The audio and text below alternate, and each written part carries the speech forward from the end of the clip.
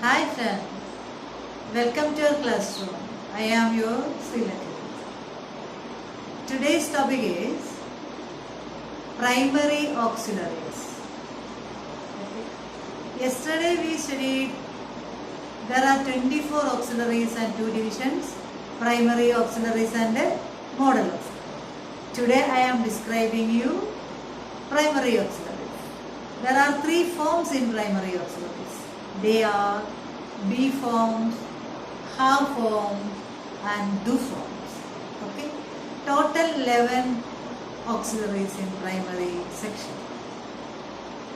Now I am describing you first the first form, be form. 5 auxiliaries are there, auxiliary verbs are there in be forms. They are am, is, are, was, will. Am, is, are using to make present continuous tense and was, were using to make past continuous tense. Understand? Am, is, are using to make present continuous tense. Was, were using to make past continuous tense. Okay? When we put am or is or are or was in a sentence, there is certain changes occur in that sentence. Okay? For example, a simple sentence. He writes a letter. He writes a letter. A simple sentence. Subject, verb, object. And not to change the meaning, he writes a letter. അവൻ കത്തെഴുതുന്നു. ഈ സെന്റൻസിന് അല്പം മാറ്റം വരുത്തുകയാണെങ്കിൽ he's writing a letter, അവൻ കത്തെഴുതിക്കൊണ്ട് ഇരിക്കുകയാണ്. He writes a letter, simple, അവൻ കത്തെഴുതുന്നു. ഹീസ് റൈറ്റിംഗ് എ ലെറ്റർ, കത്തെഴുതിക്കൊണ്ടിരിക്കുന്നു. An action is continuing at the time of speaking. Okay, an action is continuing. What is the action here? Writing. So there is some changes in a sentence. In that sentence, he is writing. Verb inde kude ing ചേർത്തു. Verb plus ing. He is writing. Whatever it may be, a novel, a story, a letter. Okay, അത് object ആണ്. എന്തോ എഴുതാം. പക്ഷെ ആ സെന്റൻസിന്റെ കൺസ്ട്രക്ഷനിൽ ഒന്ന് change കണ്ടോ നിങ്ങളെ? He is writing a letter, അവൻ കത്തെഴുതിക്കൊണ്ടിരിക്കുകയാണ്. Okay. I am learning English. I am, I വന്നപ്പോൾ ആം ഉപയോഗിച്ചു, വെർബിനോടൊപ്പം ഐ എച്ച് ചേർത്തു. അപ്പോൾ ആ ആക്ഷൻ കണ്ടിന്യൂ ചെയ്യുന്നു എന്ന് കിട്ടും. ഐ ആം ലേണിംഗ് ഇംഗ്ലീഷ്, ഞാൻ ഇംഗ്ലീഷ് പഠിച്ചുകൊണ്ടിരിക്കുകയാണ്. ഹി വന്നപ്പോഴോ he is writing a novel. Okay, അപ്പോൾ ഹി ഈസ് റൈറ്റിംഗ്, അവൻ എഴുതിക്കൊണ്ടിരിക്കുകയാണ്. They are watching T V. They are watching. They plural subject വന്നപ്പോൾ ആർ. ഈ സിംഗുലർ വന്നപ്പോൾ ഈസ്. ഐയുടെ കൂടെ എപ്പോഴും ആ മാത്രം. അതിൻ്റെ കൂടെ ഐയുടെ കൂടെ വേറെ വെർബുകളൊന്നും ഉപയോഗിക്കാൻ പാടില്ല.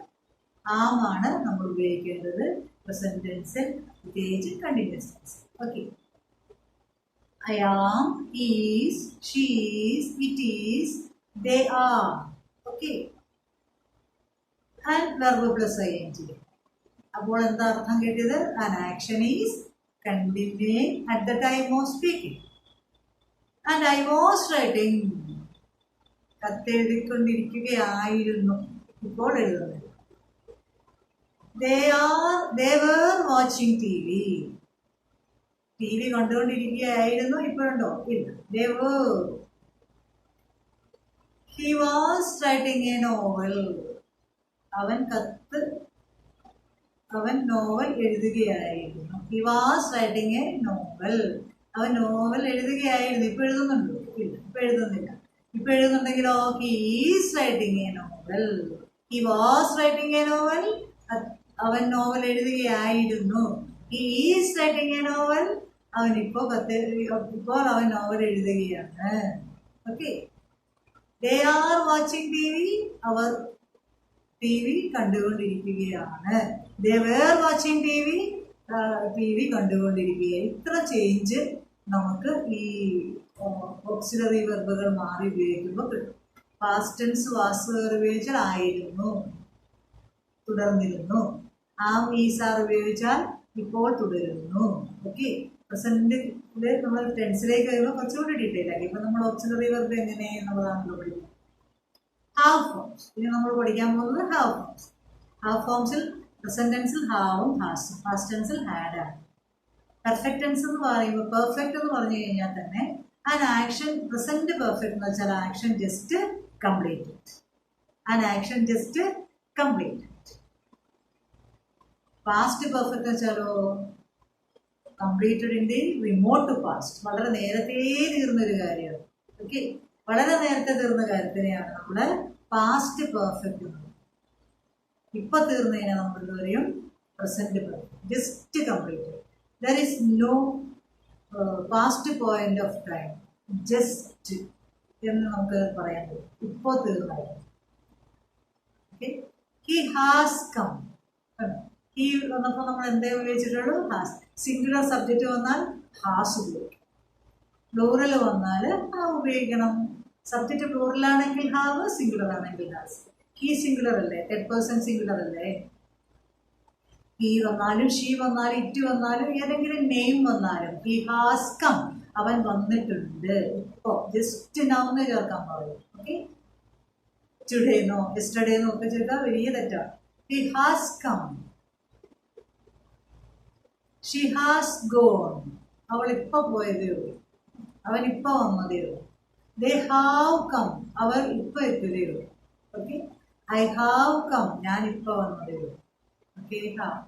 ദേ ഹാഡ് ഗോൺ, അവരെപ്പോഴേ പോയി, നേരത്തെ പോയി. She had gone, I had gone. ഇതെല്ലാം നമുക്ക് എങ്ങനെ പറയാൻ പറ്റും? പാസ്റ്റ് ടെൻസിൽ സബ്ജക്റ്റ് സിംഗുലർ ആണെങ്കിലും പ്ലൂറൽ ആണെങ്കിലും ഹാഡ് ആണ്. പ്രസന്റ് ടെൻസിൽ സിംഗുലർ ആണെങ്കിൽ ഹാസ് ആണ്, പ്ലൂറൽ ആണെങ്കിൽ ഹാവ്. അപ്പോൾ ഇപ്പോൾ തീർന്ന കാര്യമാണെങ്കിൽ ജസ്റ്റ് കംപ്ലീറ്റഡ് ആണെങ്കിൽ പ്രസന്റ് പെർഫെക്റ്റ്, വളരെ നേരത്തെ കഴിഞ്ഞതാണെങ്കിൽ past perfect. Okay. Let's go to do forms. Simple sentence ഉണ്ടാക്കാനാണ് നമ്മൾ ഡു ഫോംസ് ഉപയോഗിക്കുന്നത്. Do does did.